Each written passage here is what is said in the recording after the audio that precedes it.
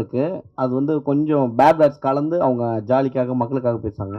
ஆனா இதுல பார்த்ததுல எந்த இடத்துலயுமே வந்து நீங்க நீட்டா ஒரு பேட் வேர்ட்ஸும் வரல. ஆனா எமோஷன்ஸ் எவ்வளவு வரணுமோ அத கொண்டு வந்திருக்கீங்க. அந்த கண்ட்ரோல் எப்படி இருந்தது? ஏன்னா, ஒரு தெருக்கூத்துல பஃபூன் இல்லாம கொண்டு போவே முடியாது. பஃபூன் கண்டிப்பா வச்சிருப்பாங்க. ஆனா நீங்க பஃபூனே காட்டல. நீங்க சொன்னதுதான் சார். நீங்க சொன்னது வந்து 100% உண்மை. இதுக்கு முன்னாடி நடந்த பிரஸ் மீட்ல கூட அதை பத்தி கேட்டிருந்தாங்க. ஏன்னா தெருக்கூத்து அப்படின்னாலே வந்து அதுல ஏன் கெட்ட வார்த்தை இருக்குதுங்கிறதுக்கு ஒரு பெரிய பாலிடிக்ஸ் ஒன்று இருக்கு சார். அப்போ பாலிடிக்ஸ்ன்னு சொல்றதை விட அது ஜனரஞ்சகமா மக்கள் கிட்ட கனெக்ட் பண்றதுக்கு, அவங்க தன்னோட மொழி பேசுறவங்க வந்து அங்கேயுமே இருந்தாங்கன்னா அவனோட ஈஸியா கனெக்ட் பண்ணிக்கிறாங்க.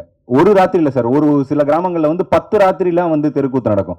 ஸோ அவனை எப்படி எங்கேஜா வச்சுக்கணும் போது அவன் மொழியை பேசுவோம், அவன் பேசுற வார்த்தைகளை பேசுவோம் அப்படின்னு ஆரம்பிச்சதுதான் இது.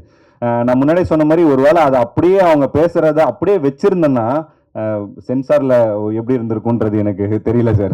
அந்த ஒரு பயம் தான் நான் பஃபூனை காட்டாது சார். ஏன்னா நீங்க சொல்ற மாதிரி பஃபூன் தான் முதல்ல ஆரம்பிச்சு வைப்பாங்க. அவங்க எந்த அளவுக்குன்னா அது ரொம்ப பீக் சார், அது நம்ம தொடவே முடியாது சார். ஏன்னா சின்ன சின்ன வார்த்தைகள் கூட சென்சார் ரொம்ப கவனமா இருக்காங்க. இதுலவே நீங்க பாத்துருவீங்க, ஒரு நெடுக மியூட் அங்கங்க இருந்திருக்கும். அது ரொம்ப ரொம்ப நீங்க சொன்னா இது பெரிய கெட்ட வார்த்தை கிடையாது, பட் ஸ்டில் அதை கூட கான்சியஸா பாக்குறாங்க சார்.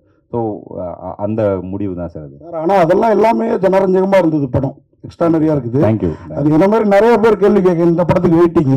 ஆனால் நான் ஒரே கேள்வியில் ஒரு 2-3 கேள்வி கேட்டுடுறேன். ஒன்று வந்து நீங்கள் வந்து அந்த அப்பா கேரக்டர் பிரமாதமாக பண்ணியிருக்கிறாரு. எல்லாருமே பண்ணியிருக்காங்க. சத்தன் சார்லாம் எக்ஸ்ட்ரானரி. அவர் வந்து அந்த குளிக்கிறப்ப விரோதியாக இருந்தாலும், சத்தன் சார் விரோதியானாலும் நமக்கு விரோதிங்கிறதுக்காக புள்ள விரோதியாக இருக்கணும்னு இல்லை, நமக்கு பிடிக்கலங்கிறதுக்காக செய்யக்கூடாது. அவர் ஒரு அப்பாவே ரொம்ப பெருந்தன்மையாக இருந்துக்கிட்டாரு. ஆனால் நீங்கள் போய் அவரோட டீம்லேயே சேர்றீங்க. நீங்கள் வழக்கமாக இப்போ உள்ள பிள்ளைங்க மாதிரியே இருக்கீங்க. அது என்ன காரணத்தினால அப்படி ஒரு சீன் வச்சிங்க? அதே மாதிரி கிளைமாக்ஸ்ல அங்கே மாதிரி அபிராமி கூட நீங்களும் இல்லை அந்த இன்னொருத்தர் உங்களுக்கு சப்போர்ட்டாக வராரு அந்த ஊர் தலைவரோட பையன், அவரோ போடி சேருவீங்கன்னு பார்த்தோம். அங்கே போகவே இல்லை. எங்கள் எதிர்பார்ப்பு வேணும்னா பொய்யாக்கிட்டீங்களா? அப்புறம் அதுக்கு மேலே இந்த பூனை எக்ஸ்ட்ரானரி கேரக்டர். அது அவர் வந்து ஆனால் புளியாக்குறதே அவர் தான். அவரை எப்படி உருவாக்குனீங்க? இது மூணுத்துக்கும் பதில் சொல்லுங்க சார். முதல்ல வந்து அப்பா கேரக்டர் பத்தி சொல்லிடுறேன் சார்.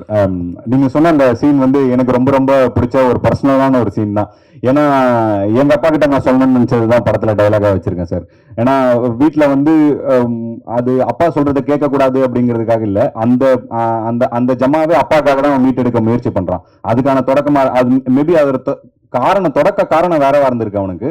பட் ஒன்ஸ் அதுக்குள்ள போனதுக்கு அப்புறம் தன் அப்பாக்காக தான் அதை மீட் எடுக்கிறான். அப்படி ஒரு விஷயமா தான் அதை பார்த்தது. இன்னொன்று வந்து ரெண்டாவது அம்மு அபிராமி பத்தி நீங்க கேட்டிருந்தீங்க. அந்த கேரக்டருக்கு நாங்கள் ஒரு பெரிய கன்க்ளூஷனும் வச்சிருந்தோம் சார். பின்னாடி ஒரு சாங் வச்சு ஒரு ப்ராப்பர் கன்க்ளூஷன் இருந்தது. பட் வந்து அது நீங்க சொல்ற மாதிரி ஜனரஞ்சகமான படமா மக்களுக்கு கொடுக்கணும் அப்படிங்கிறதுனால ஒரு சில விஷயங்கள் எடிட்ல இது பண்ண வேண்டியதானு சார். பட் ஆஃப்டர் ரிலீஸ் கண்டிப்பா அந்த சாங் வரும். அதை நீங்க கேட்ட எல்லா எண்டும் அதுல இருக்கு சார். தென் தேர்டு பூனை ரொம்ப ஃபேவரட்டான ஒரு கேரக்டர் சார். ரொம்ப ரசிச்சு எழுதின ஒரு கேரக்டர். கிராமங்களை